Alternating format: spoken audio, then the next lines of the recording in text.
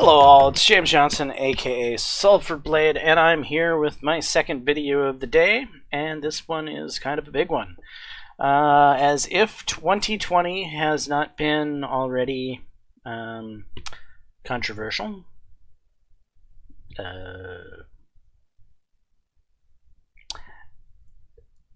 I mean, that's the right word, right? But it just doesn't seem to properly convey the gravity of the controversialness.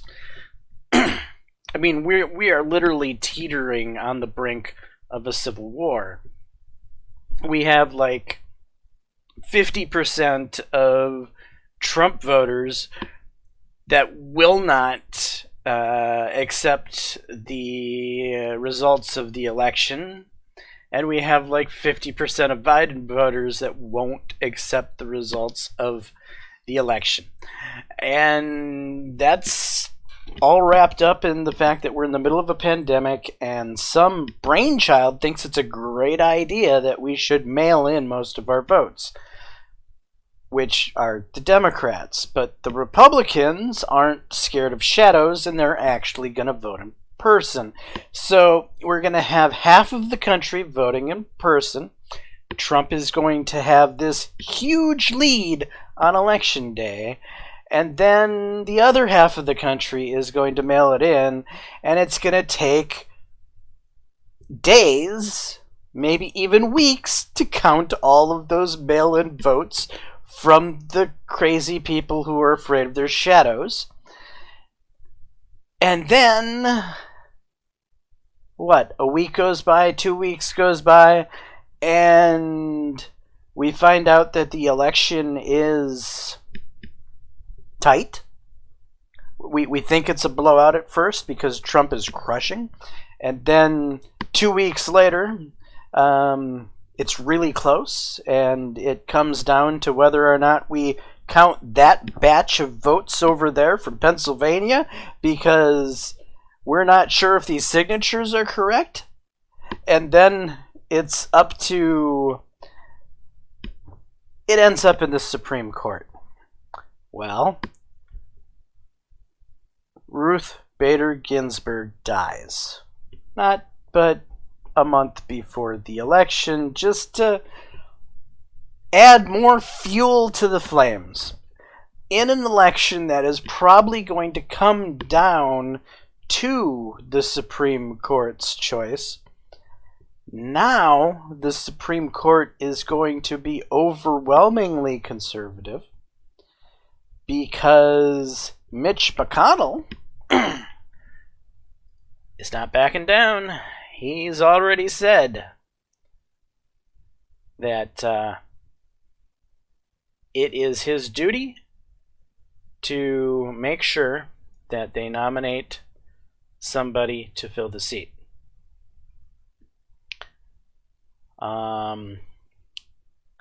So yeah, that's going to happen. Now, who that person is going to be, there's a couple of speculations that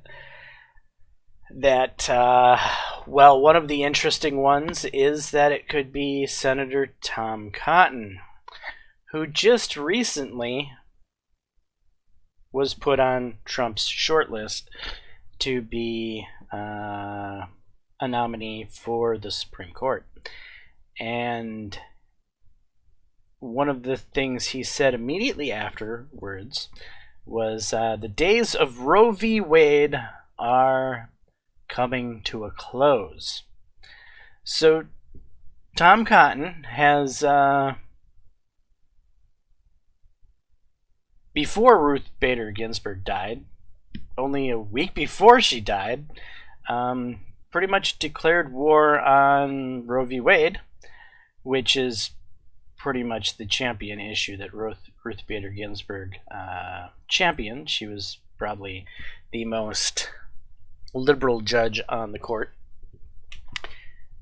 And yeah, the timing is just crazy. It's nothing short of being extra gasoline on an already stoked fire. In the middle of a drought where the countryside hasn't seen rain for 5 years. I mean, we are looking at a very, very, very crazy situation coming up here in the upcoming election. But you have to pick someone, right? You have to have somebody fill the seat, or otherwise it's 4-4. And if Justice Roberts continues to be his liberal and conservative clothing, the Supreme Court could end up deadlocked in their attempts to try to settle the already gridlocked presidential election that had to be sent to the Supreme Court. So you can't have all of these. And it's not just the presidential election. I mean, there's numerous elections that could end up going before the Supreme Court this year because of the crazy mail-in voting and the coronavirus, the pandemic, which I think it's just bullshit. At this point, there's no reason that people can't just go vote. And if they don't want to risk going to vote, then they don't risk going to vote, and they don't vote. You know, the choice is, how much do you want to vote? And if you don't want to vote that badly, then you just don't fucking vote. I don't see why we have to reinvent the wheel to create a situation that is only going to end up in being a clear clusterfuck of ultimate proportions that could very well lead to a frickin' civil war in this country. If we just all voted normally and it was all figured out that day, then I think we would be far less likely to end up in the situation where things turn into a civil war. Because there won't be any ammunition to use to claim that this was done or that was done or whatever. But with these mail-in votes, it's only going to create ammunition for both sides to use to contest the results. And with the Supreme Court, with Ruth Bader Ginsburg passing on, the timing of this, wow. I mean, in only a conservative could say that this is good for us, and technically they're right, it is good for us, but at the very same time, I don't know as if it's good for the country, because we're already literally tearing each other's throats out. Republicans and the progressives, I'm not even going to say Democrats, I'm going to say Republicans and the crazy progressives are already attempting to rip the jugulars out of each other's necks. And that's no joke. That is not hyperbole. That is the situation that we are in. And with the Supreme Court justice dying at this point in time, 1 month before the election, it's only taking the burning fire and dumping a freaking tanker of gasoline on it. I mean, and I'm talking a giant tanker, not a small tanker that would pull up to a gas station with, maybe a couple thousand gallons. I'm talking the giant tankers that haul it all the way across the country, that has like 100,000 gallons in it. I mean, this fire is just going to go poof. It's going to be interesting to see what happens in the next couple of days, but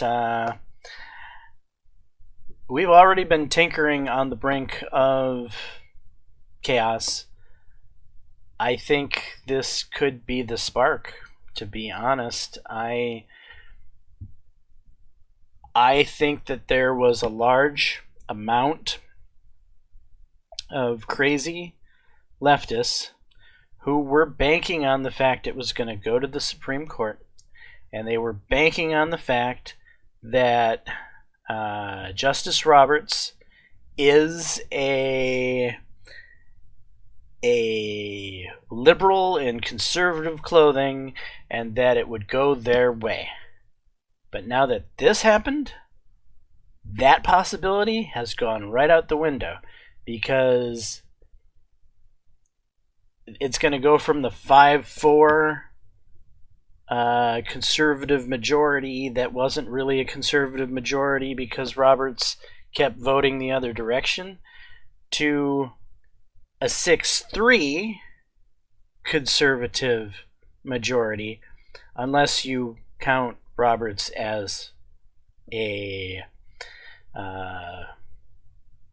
liberal, as a leftist, which you might as well, and it'll go 5-4 or 6-3. Either way, there will be a majority on the conservative side now, which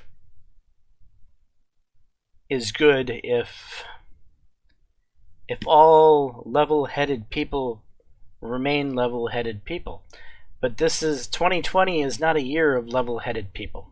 2020 is a year of anything but level-headed people, let me tell you that. So, yeah. Wow. Ruth Bader Ginsburg dies today. And what's next in the year 2020? It's been a hell of a roller coaster so far, and I'm scared to see what's going to happen in the next month or two. Anyway, I am James Johnson, aka Sulfurblade. This is my content. Hopefully you're enjoying it. If so, please leave a like and subscribe. And until the next time, all, peace.